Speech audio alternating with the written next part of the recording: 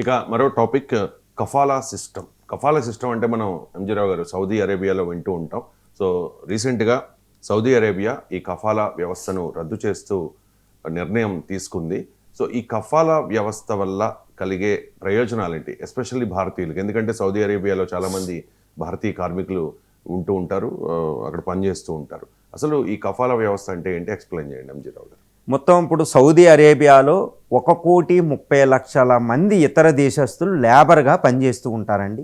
ఈ 1,30,00,000 మంది foreign లేబరర్స్లో Saudi అరేబియాలో ఉంటే ఇందులో 2.5 మిలియన్లు అంటే 25 లక్షల మంది ఇండియన్స్ ఉంటారు.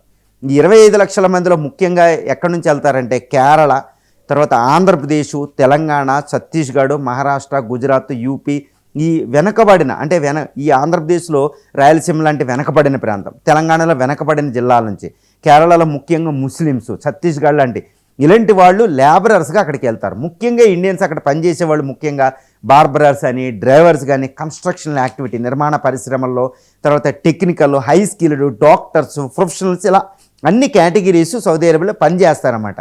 ఇప్పుడు సౌదీ అరేబియా ప్రభుత్వం ఏం చేసింది, తన యొక్క సౌదీ అరేబియా విజన్ 2030లో భాగంగా అక్కడ లేబర్ రిఫార్మ్స్ తీస్తుంది. అంటే ఏంటి, ప్రపంచంలో ఉన్న స్కిల్ అంతా అట్రాక్ట్ చేసుకుని సౌదీ అరేబియాని కేవలం ఆయిల్ ఎక్స్పోర్ట్ మీద ఆధారపడే ఆర్థిక వ్యవస్థ నుంచి మిగిలిన ఆర్థిక వ్యవస్థ, ఒక ఇండస్ట్రియలైజ్డ్ ఆర్థిక వ్యవస్థగా మార్చే ప్రయత్నమే అందులో భాగమే ఈ లేబర్ రిఫార్మ్స్. అందులో భాగంగానే MBS మహమ్మద్ బిన్ సల్మాన్ అంటే ఇప్పుడు ఆల్మోస్ట్ సౌదీ అరేబియా పరిపాలకుడు అని చెప్పొచ్చు అనమాట. ఆయన తీసుకొచ్చే రిఫార్మ్స్ అనమాట. ఈ కపాలా సిస్టమ్ అంటే మనం ఒకప్పుడు బానిస సిస్టమ్ లాంటిది అనమాట. అదేంటి అంటే, అవునండి, ఇప్పుడు సౌదీ అరేబియా లాంటి ముస్లిం కంట్రీస్, ఎందుకంటే అవి డిక్టేటర్షిప్లో ఉంటాయి, ఇక్కడ ప్రజాస్వామ్యాలు ఉండవు, ఆ రాజ్య పాలకులు డైనాసిటీగా వాళ్ళు పరిపాలిస్తూ ఉంటారు, వాళ్ళు ఏం చెప్తే అదే అక్కడ, అంతేగాని ప్రజాస్వామ్యం మనలాగా ఉండదు. కాబట్టి అక్కడ కపాలా సిస్టమ్ అంటారు. ఎందుకంటే వాళ్ళ దగ్గర ఆయిల్ పైన ఉంది, డాలర్స్ ఉన్నాయి, కాబట్టి ఆ మనీ కోసం మనం పని చేయడానికి వెళ్తున్నాం, వాడు ఏం చెప్తే అది వినాలి. కాబట్టి వాళ్ళు బాండెడ్ లేబర్, ఒక బానిస సిస్టమే ఉంది. బానిస సిస్టమ్కి ఉదాహరణ ఏంటంటే, ఎవరైనా ఇండియన్స్ కానీ ఫారినర్స్ కానీ అక్కడికి వెళ్తే కపాలా సిస్టమ్ ప్రకారం, అసలు కపాలా సిస్టమ్ అంటే ఏంటంటే, కపాలా సిస్టమ్ ప్రకారం ఎవరైనా ఫారినర్స్ వస్తే వాళ్ళు వచ్చిన వీసాను వెంటనే ఎవరైతే లేబర్ చేయడానికి తెచ్చుకున్నారో, ఎవరి దగ్గర అయితే పని చేయడానికి వెళ్ళారో వాళ్ళకి ఈ వీసాలు ఇవన్నీ వాళ్ళకి సబ్మిట్ చేయాలి. తర్వాత ఒకళ్ళ నుంచి ఇంకొక యజమానిని మార్చాలంటే జాబ్ కోసం వాళ్ళ పర్మిషన్ అవసరం. ఆ దేశం విడిచి మళ్ళా రావాలి అంటే వాళ్ళ పర్మిషన్ అవసరం, లాస్ట్లో కూడా, అయిపోయిన తర్వాత కూడా.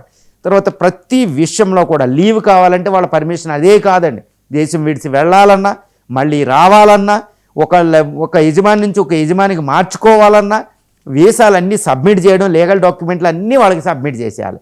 ఇది జరిగేది, అది కపాలా సిస్టమ్. అంటే ఇంక వాళ్ళు ఏమి చెప్తే అది వినాలి. లీగల్ సిస్టమ్ అంతా వాళ్ళకే, యజమానులకే సపోర్ట్ చేస్తుంది, కానీ అక్కడికి వెళ్ళిన లేబర్కి ఎటువంటి ఎవ్వరికి సపోర్ట్ అనేది ఉండదు. అదే రీసెంట్గా యమన్లో ఒక కేరళ నర్సు ఇరుక్కుపోవడానికి కారణం ఏంటి, ఎందుకంటే వాళ్ళకి వీసా సబ్మిట్ చేసింది, ఆ వీసా వాడి దగ్గర బలవంతంగా తీసుకోవడానికి విషప్రయోగం చేస్తేనే అతను చనిపోయాడు, పిల్లల్ని రక్షించుకోవడానికి కేరళ రావడానికి. ఇది కపాలా సిస్టమ్. దీనివల్ల ఇండియన్స్ అక్కడ ఇప్పుడు 25 లక్షల మంది ఇండియన్స్ అక్కడ ఒక బానిస బతుకుతున్నారు అని చెప్పవచ్చు. కాకపోతే అక్కడ ఈ రియాల్స్ వచ్చి ఎక్కువ డబ్బులు వస్తాయని వెళ్ళడమే కానీ, ఈ గల్ఫ్ ఏరియా, సౌదీ అరేబియా లాంటి దేశాల్లో భయంకరమైన సిస్టమ్. ఒకప్పుడు అమెరికా ఆఫ్రికా నీగ్రోస్ని అమెరికా తీసుకెళ్ళి అమెరికాలో ఒక బానిస సిస్టమ్ ఎలా ఉందో అలాంటి బానిస సిస్టమ్ అని చెప్పవచ్చు. ఇప్పుడు Mohammed bin Salman Saudi Arabia king, almost king అనొచ్చు. ఆయన ఏం చేస్తున్నాడు, ఈ రిఫార్మ్స్ తీసుకొచ్చి ప్రపంచంలో ఉన్న మంచి స్కిల్డ్ పీపుల్ అందరూ సౌదీ అరేబియా వచ్చేటట్టు చేస్తున్నాడు. దీనివల్ల అక్కడ పెట్రోల్ మీద ఆధారపడే ఎకానమీ, ఇక్కడ ఇండస్ట్రీ డెవలప్ అవడం, ఐటీ డెవలప్ అవడం, ఈ 4th ఇండస్ట్రియల్ రెవల్యూషన్కి సంబంధించిన సెక్టార్ డెవలప్ అవడం, అర్బన్ సిటీలు డెవలప్ అవడం జరుగుతుంది. కాబట్టి ఇది ఆయన రిఫార్మ్ తీసుకొచ్చాడు. ఇది ఇండియన్స్కి చాలా బెనిఫిషియల్ అండి. ఎందుకంటే అక్కడ ఇండియన్స్ 2.5 మిలియన్ అంటే 25 లక్షల మంది ఉంటారు. వీళ్ళు పెరిగే అవకాశం ఉంది. ఇప్పుడు దాకా ఆ సిస్టమ్ ఉంది కాబట్టి వెళ్ళేవారు కదా, ఇప్పుడు అక్కడ సౌదీ అరేబియాలో పెరిగే అవకాశం ఉంది. సౌదీ అరేబియా కూడా ఇండియన్స్ నుంచి ఎక్కువ లేబర్ కావాలని కోరుకుంటుంది. సౌదీ అరేబియా ముఖ్యంగా ఇండియా, పాకిస్తాన్, బంగ్లాదేశ్ నుంచి ఎక్కువ లేబర్ ఫోర్స్ అక్కడ ఉంటారన్నమాట. ఇండియాలో దిగువ తరగతి కుటుంబాలు, వెనకబడిన ప్రాంతాల నుంచి అక్కడికి వెళ్తారు. సో దీనివల్ల మనకేమవుతుంది, ఇండియన్స్ అక్కడికి వెళ్ళిన లేబర్కి సెక్యూరిటీ వస్తుంది, కాబట్టి వాళ్ళ రక్షణ వనగోరుతుంది.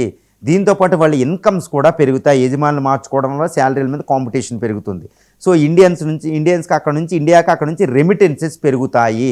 సో జీవన ప్రమాణాలు పెరుగుతాయి. కాబట్టి ఇండియన్స్కు చాలా ఉత్తమమైంది.